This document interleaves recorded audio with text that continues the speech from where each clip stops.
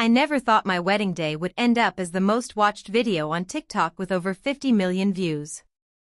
But here we are, and I'm about to tell you exactly how my perfect fairy tale turned into the kind of public humiliation that makes you question everything you thought you knew about the people closest to you.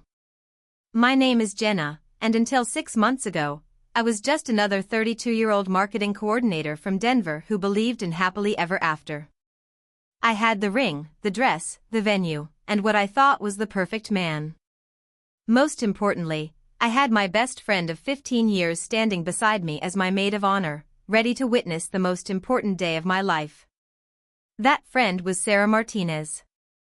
We met in college during our sophomore year when we both got stuck with the worst dorm assignment on campus. She was this confident, outgoing psychology major who could charm anyone within 5 minutes of meeting them.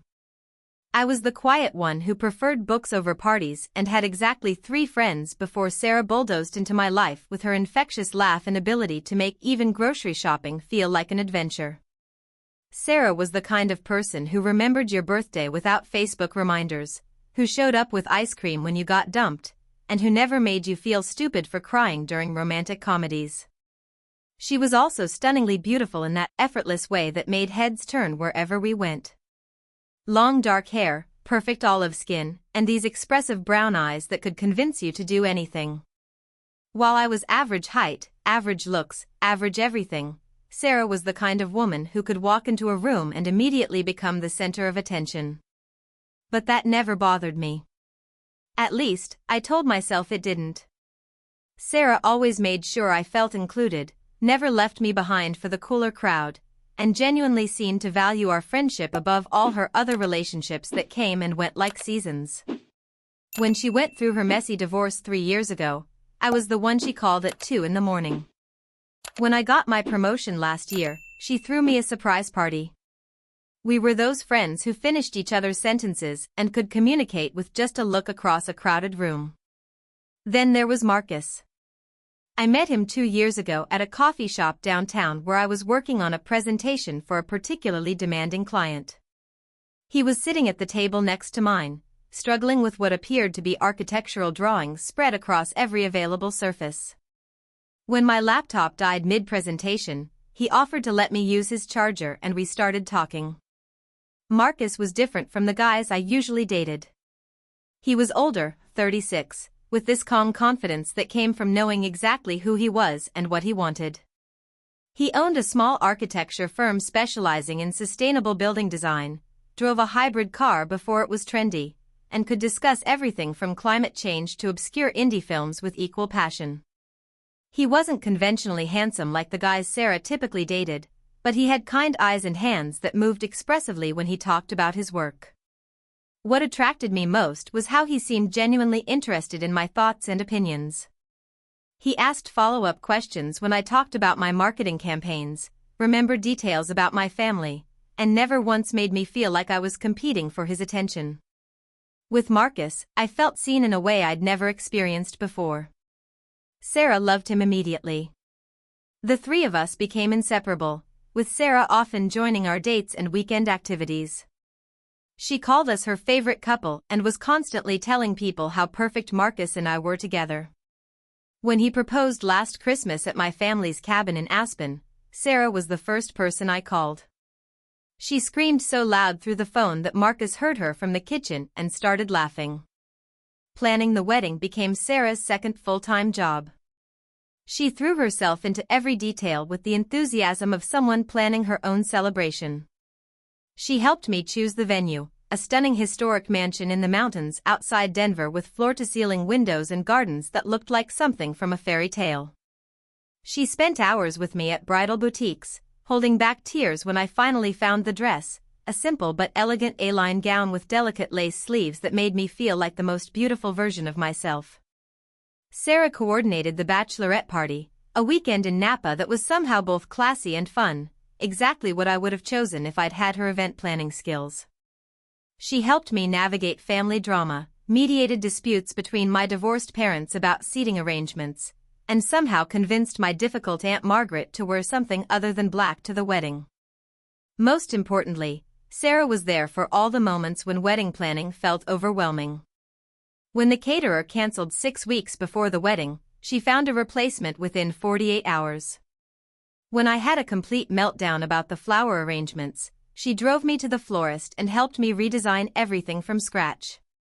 When I worried that I wasn't pretty enough, sophisticated enough, or interesting enough for Marcus, she would look me straight in the eyes and remind me of all the reasons he fell in love with me in the first place. "Jenna, you're the most genuine person I know," she would say. "Marcus sees that. He chose you because you're real in a world full of fake people. Don't ever forget that." The night before the wedding, Sarah organized a small dinner at the hotel where most of our out-of-town guests were staying. It was perfect, intimate and relaxed, exactly what I needed to calm my pre-wedding nerves. Marcus seemed happy and relaxed, joking with my dad and charming my normally reserved mother. Sarah gave a beautiful impromptu toast about friendship and love that had everyone reaching for tissues. After dinner, Marcus kissed me goodnight and headed to his room, following the old tradition of not seeing the bride before the ceremony. Sarah walked me to my suite, helped me hang up my dress, and sat on the bed while I went through my skincare routine. "I can't believe tomorrow is actually happening," I said, smoothing night cream under my eyes. "I keep waiting for something to go wrong." "Nothing's going to go wrong," Sarah said firmly.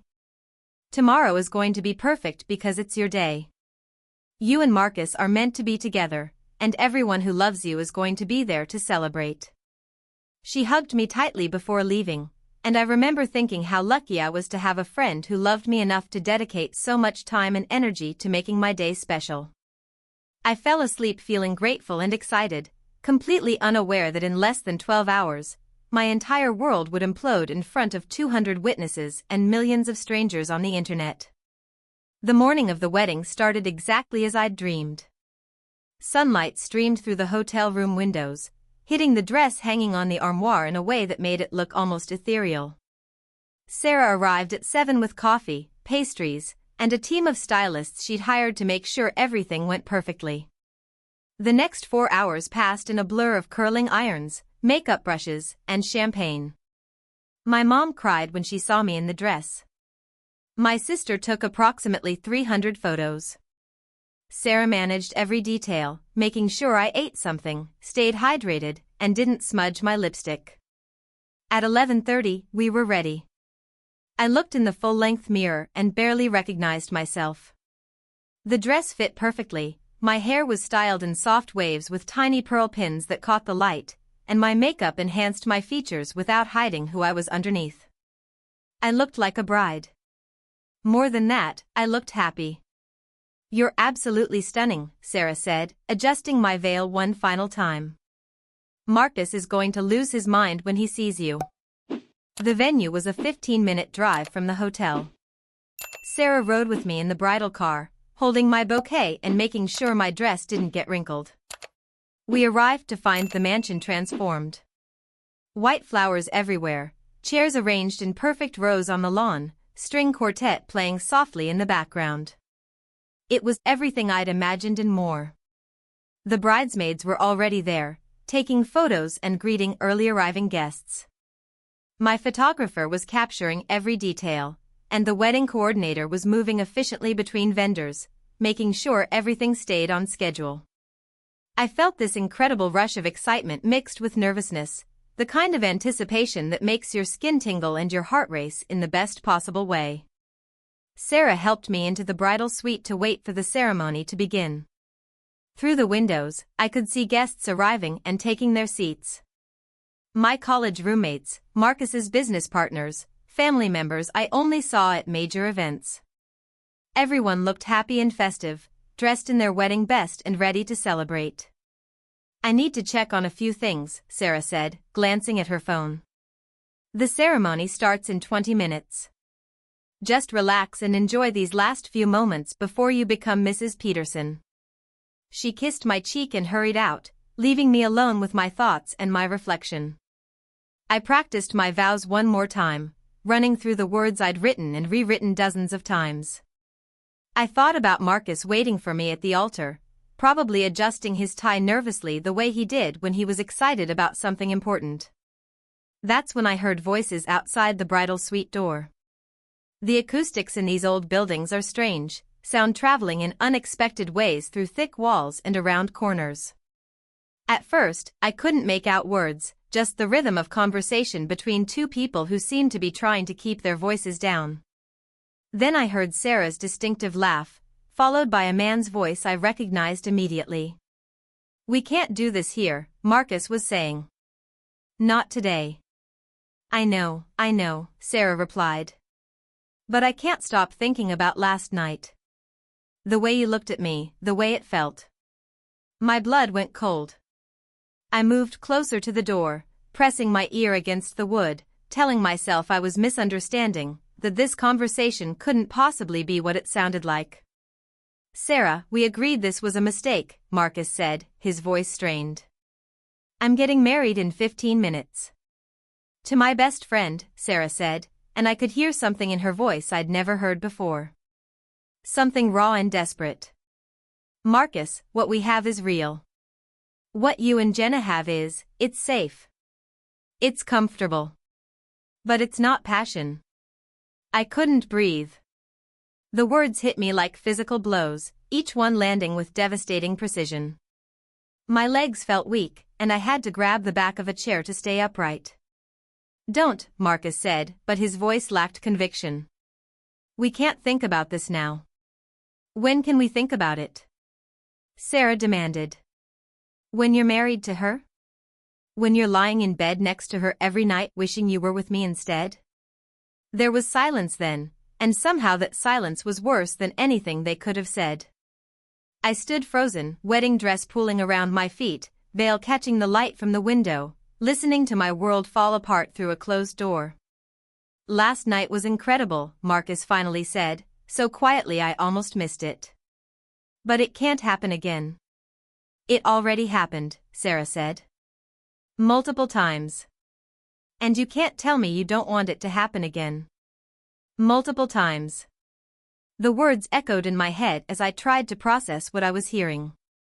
This wasn't a single moment of weakness or a drunken mistake. This was an ongoing affair between the two people I trusted most in the world. "I have to go," Marcus said. "People are going to notice if I'm not out there." "Think about what you really want," Sarah said. "Think about who makes you feel alive.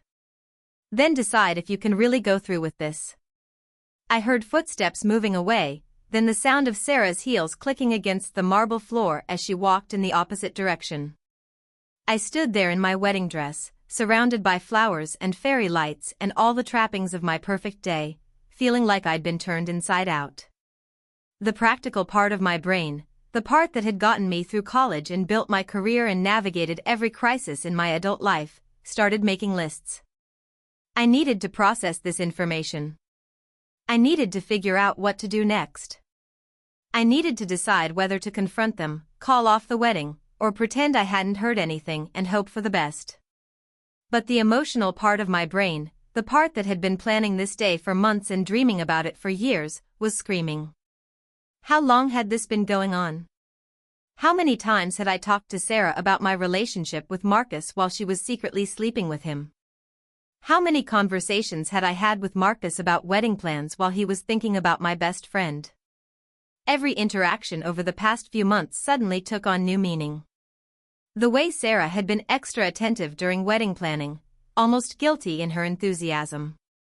The way Marcus had seemed distracted sometimes, his mind elsewhere during conversations that should have had his full attention. The way they both seemed to know each other's thoughts and reactions better than I'd noticed before.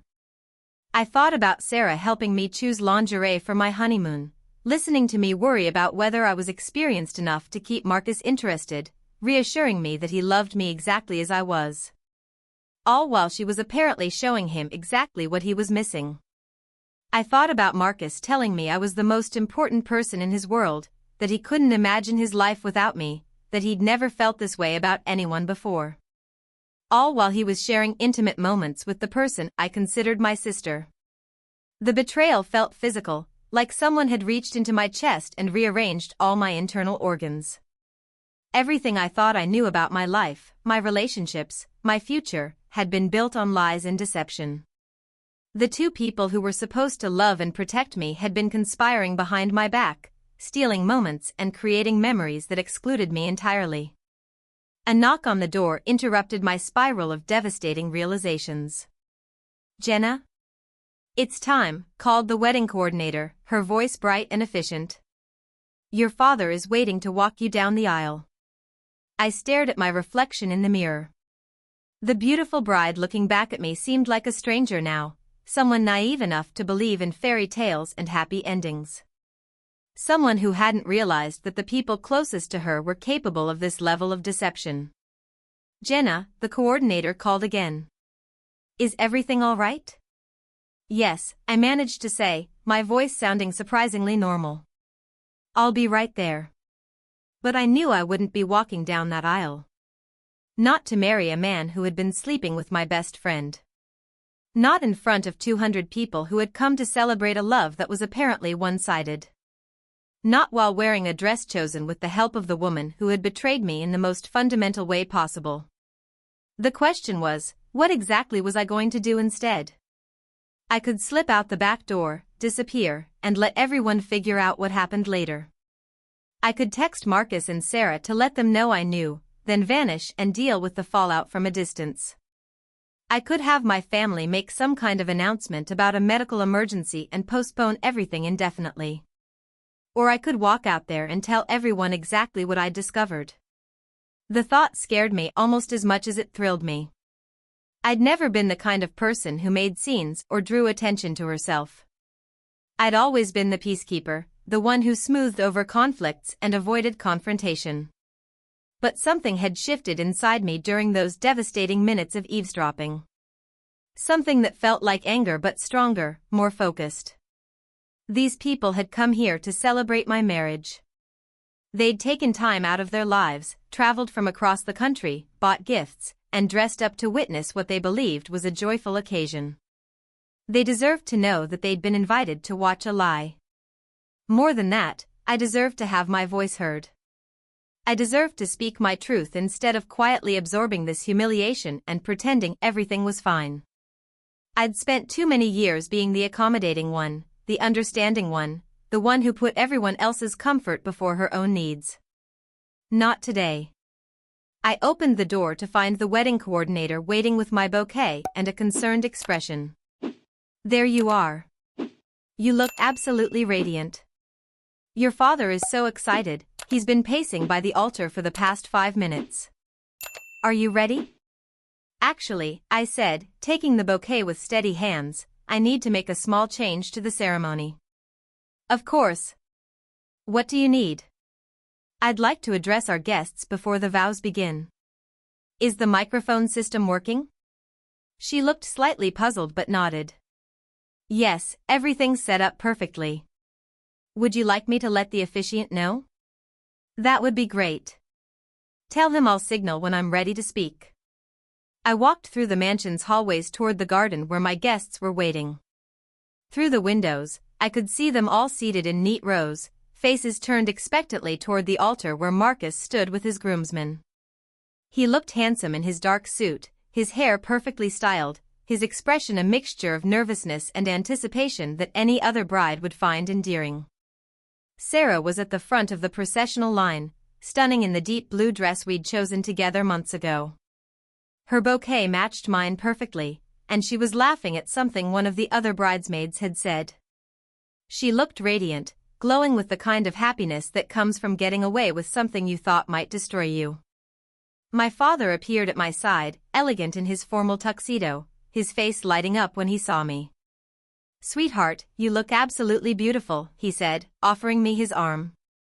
"I can't believe my little girl is getting married." "Dad," I said, squeezing his arm, "I need you to know that I love you, and I'm sorry for what's about to happen." He looked confused, but before he could ask questions, the string quartet began playing the processional music. The bridesmaids started their slow walk down the aisle, each one pausing to smile at the guests before taking their place at the altar. Sarah went last, her steps perfectly timed to the music, her smile radiant as she caught sight of Marcus. I watched her face as she looked at him, saw something pass between them that I'd somehow missed before. It wasn't subtle. It was the look of two people sharing a secret, a connection that excluded everyone else in the world. Then it was my turn. The guests rose to their feet as my father and I appeared at the entrance to the garden. I heard the collective intake of breath that every bride dreams of, saw cameras flashing and phones being raised to capture the moment. Everyone looked so happy, so excited to witness this celebration of love and commitment. I walked slowly, taking in every detail. My college friends from the third row, beaming with pride. Marcus's parents in the front row, his mother already dabbing at her eyes with a tissue. My grandmother, 93 years old and radiant in the purple dress I'd helped her choose, giving me an encouraging nod. Marcus watched me approach with an expression I'd seen in movies and dreamed about my entire life. He looked like a man seeing his future wife for the first time, overwhelmed by love and gratitude and the magnitude of the moment. If I hadn't heard that conversation through the door, I would have believed every bit of it. When we reached the altar, my father kissed my cheek and placed my hand in Marcus's.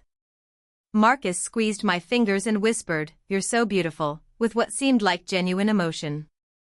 The officiant, a friend of Marcus's family who had known him since childhood, smiled broadly at the assembled guests. "Welcome, everyone, to this joyous celebration of love between Marcus and Jenna.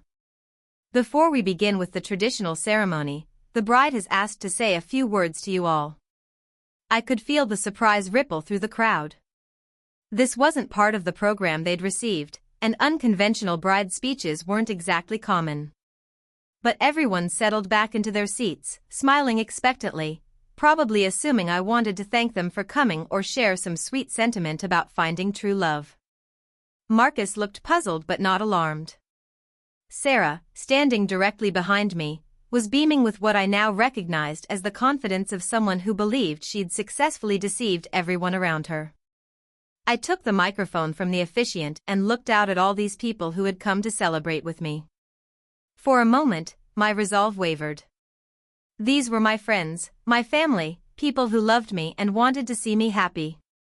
Was I really about to destroy this beautiful afternoon and traumatize them all with my personal drama?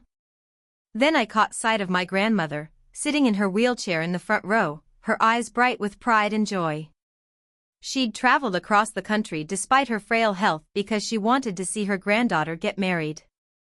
She deserved better than watching me participate in a charade. "Thank you all for being here today," I began, my voice carrying clearly across the garden. When Marcus and I started planning this wedding, I imagined this moment so many times. Standing here in front of everyone we love, ready to promise each other forever. People were nodding, smiling, clearly expecting a heartfelt expression of gratitude and love. I imagined Sarah standing beside me as my maid of honor, the person who has been my closest friend for 15 years, someone I trusted with my deepest secrets and my biggest dreams. Sarah's smile grew even brighter, probably thinking I was about to give her some kind of public tribute. I imagined Marcus waiting for me at this altar, the man I believed was my soulmate, my partner, the person who would never hurt me or betray my trust. Marcus was starting to look uncertain, something in my tone apparently triggering alarm bells. "But sometimes," I continued, my voice growing stronger, "the people we trust most are the ones who hurt us deepest." The garden had gone completely silent. Even the birds seemed to have stopped singing. About 30 minutes ago, I overheard a conversation between my fiancé and my maid of honor. A conversation about their night together. Last night. The night before my wedding. The silence turned electric. I could feel the shockwaves moving through the crowd, see faces changing from confusion to understanding to horror. Marcus had gone pale. "Jenna, let me explain." "Multiple times," I said, cutting him off, my voice carrying clearly through the microphone. That's what Sarah said. Multiple times. This wasn't a one-night mistake. This was an ongoing affair between the two people I trusted most in the world. Sarah's bouquet dropped to the ground. Her face had lost all color, and she was staring at me like I'd turned into someone she didn't recognize. "So no," I said, looking directly at Marcus, "I will not be marrying you today." I will not be promising to love and honor someone who has been sleeping with my best friend behind my back. Someone in the crowd gasped audibly. I could hear whispers starting, phones being pulled out, the rustling of people turning to look at each other in shock. I want everyone here to know that none of this is your fault, I continued, addressing the guests directly.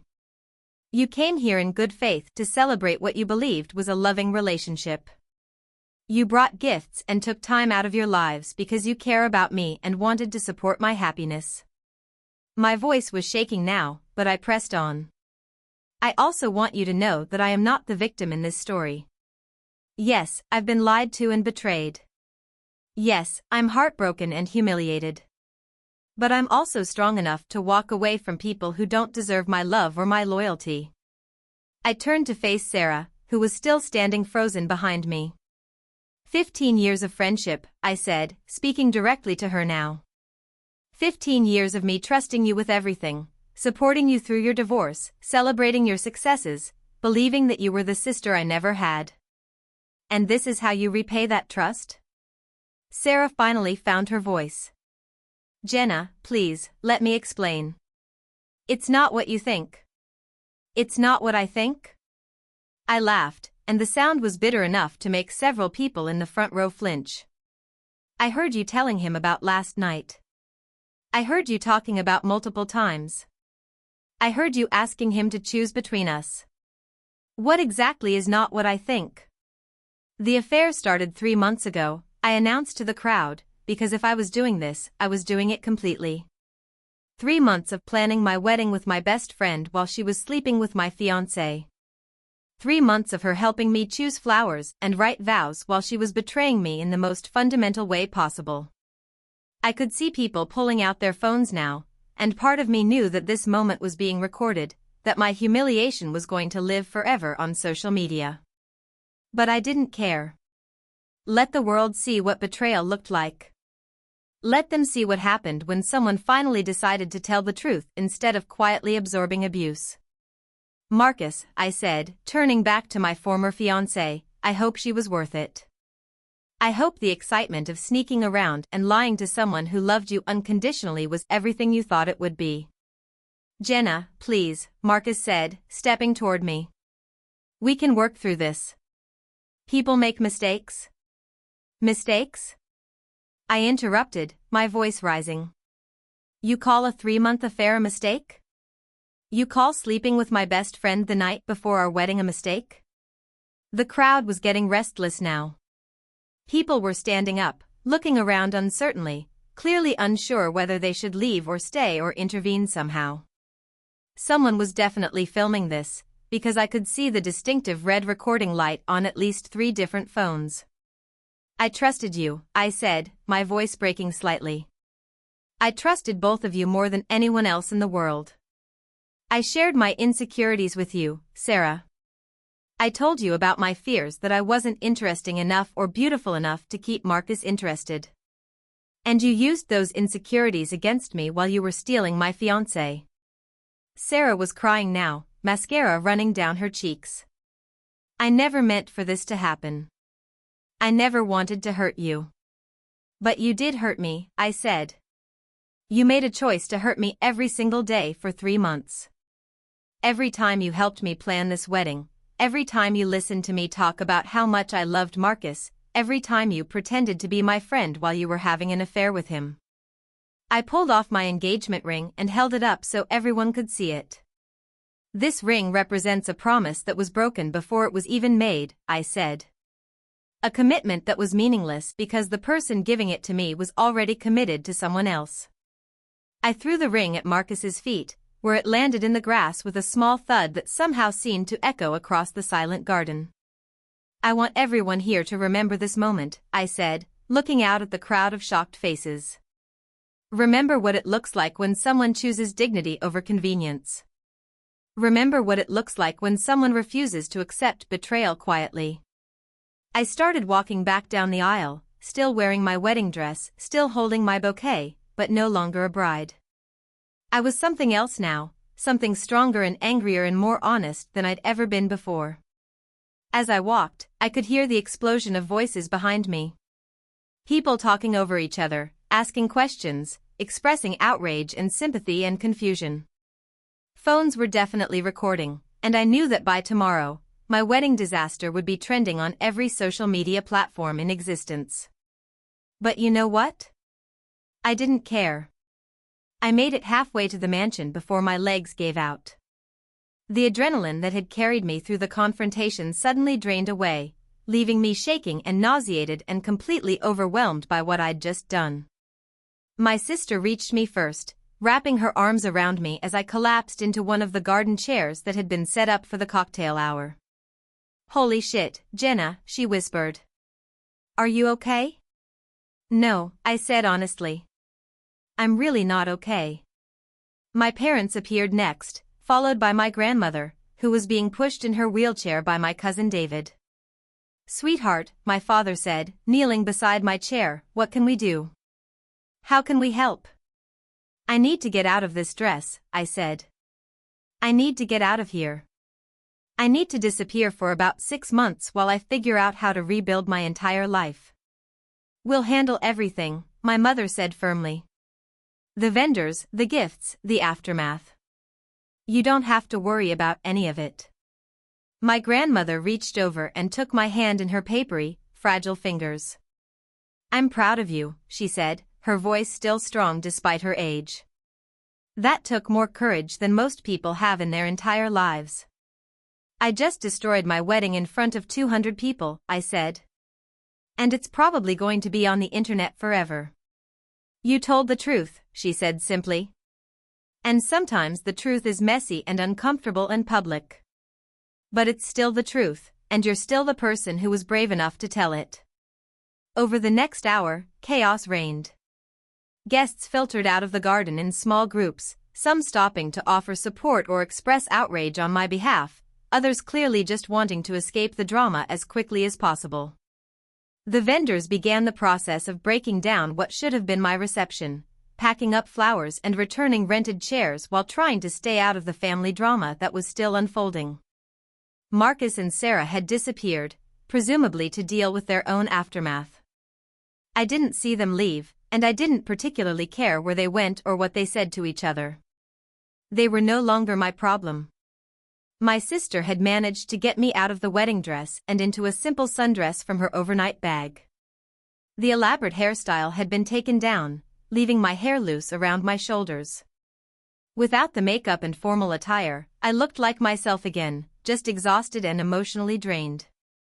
"The car's ready," my father said, appearing at the door of the bridal suite where I'd been hiding. "We can take you back to the hotel, or home, or anywhere else you want to go." "Home," I said without hesitation. "I want to go home." The drive back to Denver passed in relative silence. My family seemed to understand that I wasn't ready to talk about what had happened or what I was going to do next. They just surrounded me with quiet support and let me process the magnitude of what my life had become in the space of a single afternoon. It wasn't until we were almost back to the city that my sister, who had been monitoring social media during the drive, looked up from her phone with a strange expression. "Jenna," she said carefully, "you need to see this." She handed me her phone, which was open to TikTok. The video on the screen showed me standing at the altar, microphone in hand, with the caption "Bride exposes cheating fiancé and maid of honor at altar." The video had been posted 2 hours ago and already had over 1 million views. "Oh my God," I whispered, watching myself deliver the speech that had felt so necessary and empowering in the moment. On screen, I looked composed and strong, but I could also see the pain in my eyes, the way my hands were shaking slightly as I held the microphone.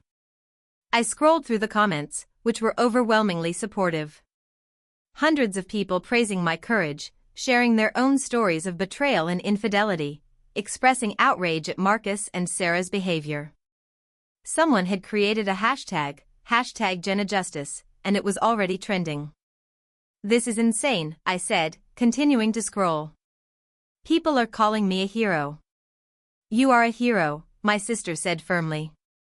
"You showed every woman watching that video what it looks like to refuse to accept disrespect. You showed them that it's okay to walk away from people who hurt you, even if it's messy and public and uncomfortable." Over the next few days, the video continued to spread. It was shared on Instagram, Twitter, Facebook, and YouTube. News outlets picked up the story. I received interview requests from talk shows and podcasts. Someone created a GoFundMe to help me start over, which raised over $50,000 before I asked them to take it down and donate the money to a domestic violence shelter instead. The attention was overwhelming, but it was also strangely healing. For every person who criticized me for making a scene or handling the situation publicly, there were dozens who shared their own stories of betrayal and thanked me for showing them that they didn't have to suffer in silence. Marcus tried to contact me multiple times, leaving voicemails that ranged from defensive to apologetic to angry. Sarah sent a long email explaining that the affair had been a mistake and that she never meant for things to go so far. I deleted everything without responding. They had both shown me exactly who they were, and I finally believed them. 3 months later, I moved to Portland for a new job with a marketing firm that specialized in nonprofits. It was a fresh start in a city where nobody knew my story, where I could rebuild my life on my own terms without constantly being reminded of the people who had betrayed me. 6 months after that, I started dating again. Nothing serious, just coffee dates and casual dinners with people I met through work or mutual friends. It felt strange at first, learning to trust my instincts about people again, believing that someone could be interested in me without ulterior motives. A year after the wedding disaster, I was interviewed for a podcast about women who had overcome public humiliation. The host asked me if I regretted handling the situation the way I did, if I wished I had kept my discovery private and dealt with it quietly. No, I said without hesitation. I regret trusting people who didn't deserve my trust. I regret ignoring red flags that were probably there all along. But I don't regret telling the truth. I don't regret refusing to smile and pretend everything was fine while people who claimed to love me were treating me with complete disrespect. What would you say to someone who's going through something similar? The host asked. I'd say that your truth matters more than other people's comfort, I replied. I'd say that you don't owe anyone your silence, especially not people who have already broken their promises to you. And I'd say that sometimes the most loving thing you can do for yourself is walk away from people who make you feel small. That interview was shared widely too, though it never reached the viral status of the original wedding video. But it didn't need to. I wasn't telling my story for clicks or attention anymore. I was telling it because somewhere out there, someone needed to hear that it was okay to demand better, that it was okay to make a scene if that's what it took to preserve your dignity. 2 years after what should have been my wedding day, I'm in a relationship with someone who actually deserves my trust. His name is David, he's a social worker who shares my passion for helping others, and he's never once made me feel like I need to compete for his attention or wonder what he's hiding from me. When I told him about the viral wedding video, he watched it on his phone without saying a word. When it ended, he looked at me with this expression of complete admiration. That, he said, is the most badass thing I've ever seen anyone do. You didn't just walk away from people who hurt you. You made sure everyone else knew exactly what kind of people they were dealing with. David understands something that Marcus never did. He understands that strength isn't always quiet and accommodating. Sometimes strength is loud and uncomfortable and absolutely necessary. Sometimes strength is standing in front of 200 people and refusing to accept lies as your reality. I still get recognized occasionally. Someone will approach me in a coffee shop or at the grocery store and say, "Aren't you the woman from that wedding video?" Most of the time, they want to tell me their own story of betrayal or thank me for showing them that they didn't have to suffer quietly. Last month, a young woman stopped me outside a restaurant in downtown Portland. She couldn't have been more than 25, and she was clearly nervous about approaching me. "I'm sorry to bother you," she said, "but I think you're the woman from the viral wedding video?" I nodded, wondering if I was about to be criticized or judged by someone who thought I should have handled things differently. "I just wanted to thank you," she continued, tears starting to form in her eyes. I was in an abusive relationship when that video came out. I'd been trying to leave for months, but I kept making excuses, telling myself it wasn't that bad, that I should be grateful someone wanted to be with me at all. She paused, wiping her eyes with the back of her hand. But watching you stand up there and refuse to accept betrayal, watching you choose yourself over everyone else's comfort, it gave me the courage to finally leave. I've been in therapy for 2 years now, and I'm in a healthy relationship with someone who actually respects me. Stories like that remind me why I'm glad the video went viral. Yes, it was humiliating. Yes, it turned the worst day of my life into entertainment for millions of strangers. But it also showed people that it's possible to demand better, even when demanding better means losing everything you thought you wanted. Sarah tried to contact me about 6 months after the wedding. She sent a message through LinkedIn, of all places, asking if we could talk. She said she understood if I never wanted to see her again, but she needed me to know how sorry she was and how much she regretted everything. I stared at that message for a long time before deleting it without responding. Some betrayals are too fundamental to forgive, too damaging to move past. Sarah didn't just sleep with my fiancé. She helped me plan the wedding while she was sleeping with my fiancé. She listened to my insecurities and fears while actively contributing to the situation that validated every single one of them.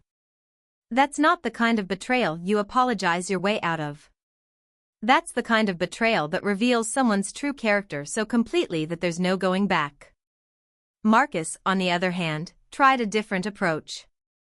About a year after the wedding disaster, he showed up at my apartment in Denver, apparently having gotten my address from someone in my family. I opened the door to find him standing there with flowers and what appeared to be a prepared speech. "Before you close the door," he said quickly, "please just let me say what I came here to say." I should have slammed the door in his face. Instead, curiosity got the better of me, and I stood there waiting to hear what explanation he possibly thought could justify what he'd done. "I made a terrible mistake," he began, and I almost laughed at the predictability of it. The affair with Sarah meant nothing. It was just physical, just a stupid decision that got out of hand. What you and I had was real. What we had was love. What we had, I said calmly, was lies. What we had was you making me feel crazy for worrying that something was wrong while you were proving that my instincts were absolutely correct. "I know I hurt you," he continued, as if I hadn't spoken. "I know I broke your trust. But people make mistakes, Jenna. People deserve second chances." "Some people do," I agreed.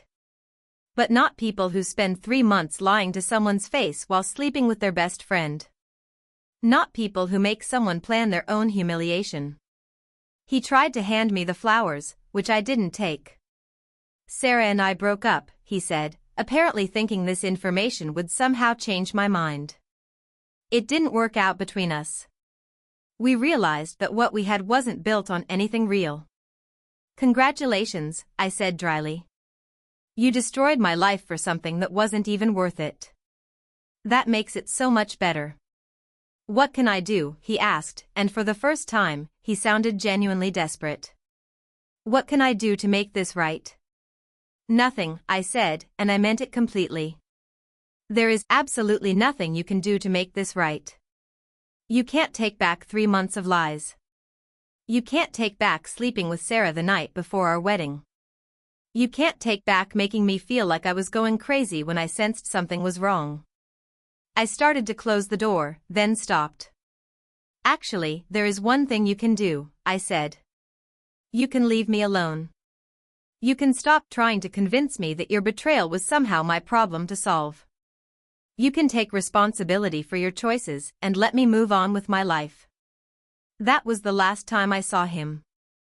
I heard through mutual friends that he moved to California a few months later, presumably to start over somewhere his reputation hadn't followed him. Sarah, I learned, stayed in Denver but struggled professionally after the video went viral. Apparently, being known as the woman who betrayed her best friend didn't do wonders for her career as a therapist. I wish I could say I felt sorry for her, but I don't. Actions have consequences, and sometimes those consequences are public and lasting. They both made choices that prioritized their own immediate gratification over my well-being. They both decided that their temporary pleasure was worth my permanent pain. They were wrong, but they're not my problem anymore. The truth is, I'm grateful for what happened.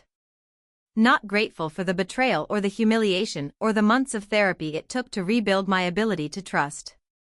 But grateful for the clarity. Grateful for the opportunity to see Marcus and Sarah's true characters before I was legally bound to one of them and emotionally dependent on the other. Imagine if I had married Marcus. Imagine if I had spent years wondering why our marriage felt hollow, why I always felt like I was competing for his attention, why Sarah seemed to know him better than I did. Imagine if I had wasted decades of my life trying to fix something that was broken from the beginning. Instead, I got to start over at 32. I got to rebuild my life with the knowledge of exactly what I wouldn't accept from people who claimed to love me. I got to learn the difference between someone who supports you and someone who performs support while undermining you behind your back. Most importantly, I learned that I'm strong enough to walk away from anything that doesn't serve me, even if walking away means losing everything I thought I wanted. 3 years later, I can honestly say that standing at that altar and telling 200 people the truth about my fiancé and best friend was one of the best decisions I've ever made. It was terrifying and humiliating and completely outside my comfort zone, but it was also the moment I chose myself over everyone else's expectations. That viral video, which initially felt like the most embarrassing moment of my life, has become something I'm genuinely proud of. Not because I enjoyed causing a scene or hurting people, but because I refused to participate in my own deception. I refused to smile and pretend everything was fine while people who claimed to love me treated me with complete disrespect. Every time someone recognizes me and shares their story of standing up to betrayal or leaving a toxic relationship, I'm reminded that our personal moments of courage can inspire others to find their own strength. Every time someone tells me that watching my video helped them demand better treatment from the people in their life, I know that my humiliation served a purpose beyond my own healing. The woman who stood at that altar 3 years ago was naive and trusting and believed that love meant accepting whatever treatment people gave you as long as they claimed to care about you. The woman I am now understands that real love requires respect, honesty, and genuine commitment to your well-being. I understand now that walking away from people who hurt you isn't giving up on love. It's insisting on it. If you're reading this and recognizing yourself in my story, if you're accepting betrayal or disrespect or lies from people who claim to love you, I want you to know that you deserve better. You deserve people who choose you consistently, who honor their commitments to you, who would never dream of causing you the kind of pain that Marcus and Sarah caused me. You deserve to be someone's first choice, not their backup plan. You deserve honesty, even when the truth is uncomfortable. You deserve friends who celebrate your happiness instead of undermining it behind your back. And if demanding those things means losing people who can't or won't meet those basic standards, then those aren't people worth keeping anyway. Sometimes the most loving thing you can do for yourself is walk away from people who make you feel small. Sometimes the bravest thing you can do is tell the truth, even when the truth is messy and public and uncomfortable for everyone involved. Sometimes standing at an altar in a wedding dress and choosing dignity over convenience is exactly what the situation requires. Trust yourself. You're stronger than you think, and you deserve so much better than people who treat your heart like it's disposable. Now go subscribe to hear more stories of people who chose themselves over everyone else's comfort. You won't regret it.